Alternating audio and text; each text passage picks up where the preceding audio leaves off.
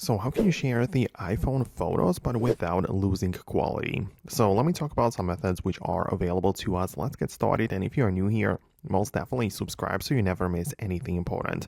Now, it depends on which device you want to share it to or the exact way, but let's say that you are sharing it between Apple devices.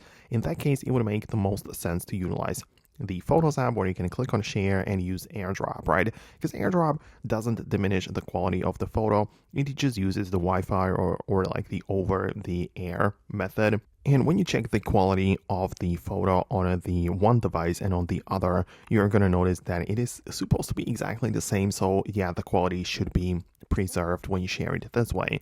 But of course, if you are sharing it over or to different device, which isn't, for example, an Apple device, in that case, I would use the cloud services.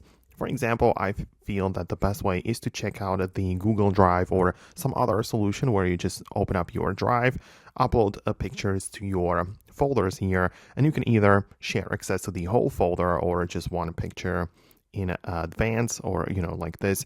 When you click on the three dots, you can click on manage access, and it decided that anyone with the link will be able to view it, right?